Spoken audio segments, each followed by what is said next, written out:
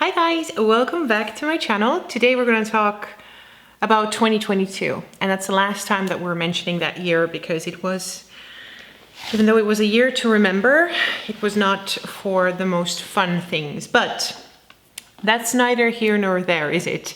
Today we're going to talk about the handbags that I used the most in 2022, and I personally find them very helpful because especially those of us here on the tube who have a lot of different handbags, I think it's very useful to see which ones get the use and the love, which ones are the ones that we actually really go for. So I'm going to share the ones that did that for me in 2022. If you're wondering what that big hole is there, that's our fireplace.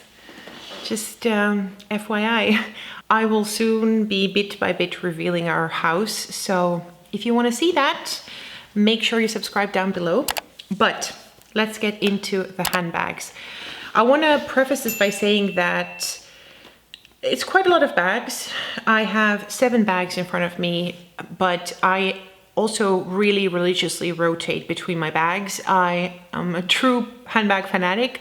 I have a lot, but I use them a lot as well. So I feel that I'm trying to be quite equal towards all the bags and try to get the most use out of them. So without further ado, I'm going to start, and it's in no particular order. So one of the bags that I just cannot put down at times is the Neverfull. This is the Neverfull in the size.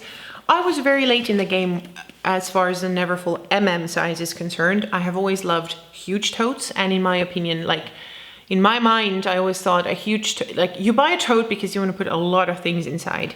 And then I was very pleasantly surprised to see that the size actually also was perfect for me. It doesn't, I mean, it's a great bag. If you have it, if you know it, you know what I mean. And if you don't have it, definitely go and try it out in the store because it fits a lot as well, but it's not like too big. So a Neverfull, I've told you many times, you cannot go wrong with the Neverfull. Another tote that I have loved so much is my OnTheGo tote. I currently have it stuffed because I still have some things from my latest trip. This is a great tote. Obviously I would have been fine not owning a tote like this, but now having it, I don't know how I survived before. I know it sounds dramatic, but you know what I mean. Like I really enjoy this bag so much. Is it worth the current price tag? I don't know. I probably wouldn't buy it with its current price, but I'm really happy that I do have it.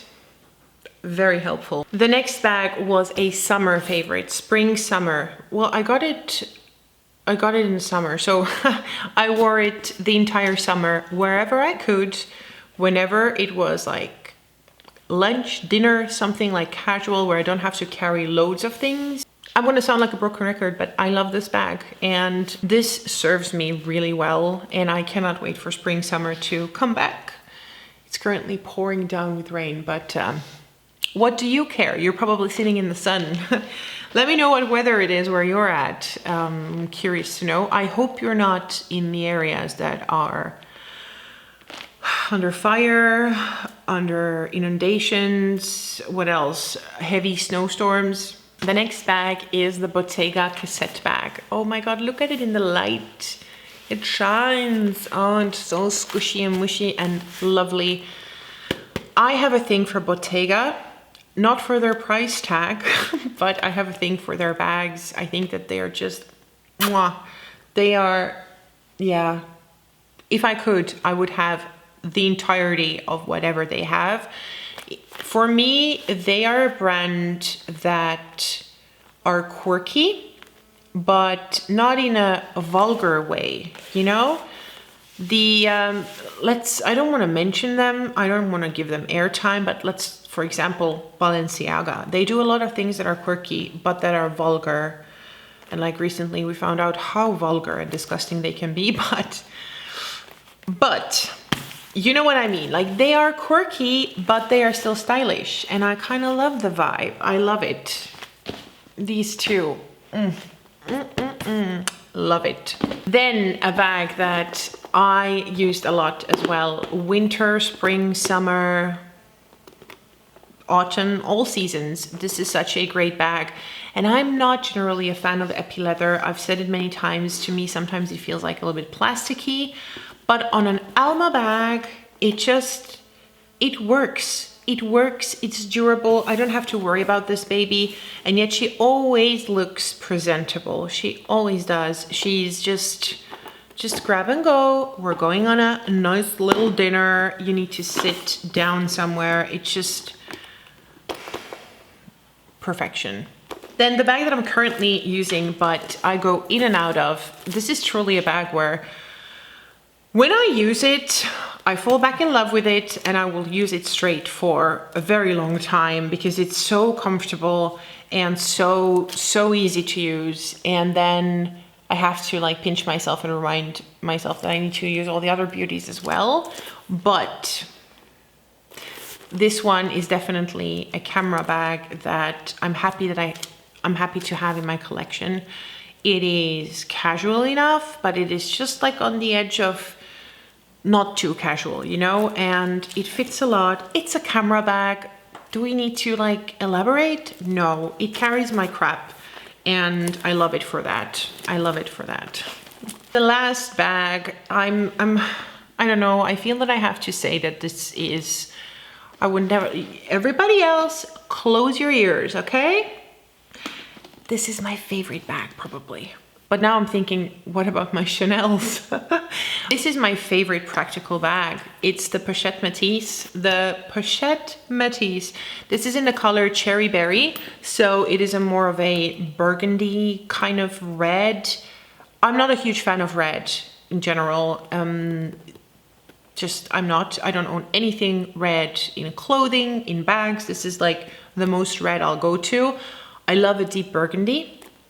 And this is a very nice in-betweeny color. Just love it. In terms of practicality, this is the girl who does everything. Dinner, breakfast, lunch, going to the in-laws, going away from the in-laws. It does everything.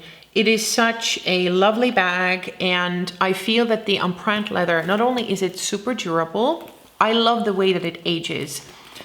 In the beginning, I don't particularly like the look where the is it embossed or debossed? Let's not go there. Anyways, sometimes in the beginning it looks like it's been pressed like way too hard, and the logo is so deep that it's just, I don't know. But once you start using it, you can see that it's becoming a little flatter. It will never become completely flat, but it kind of flattens out a little bit, just enough that it's not like too deep, and it's doing it over here as well.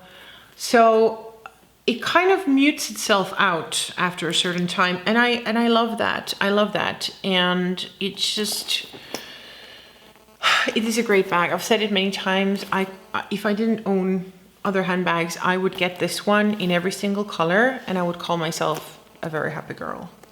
That was it, you guys. Those were my most used bags. I clearly also used other handbags, but those are the ones that just ride or die, ride or die. So yeah, thank you so much for watching. As always, I'll see you again next time. Bye.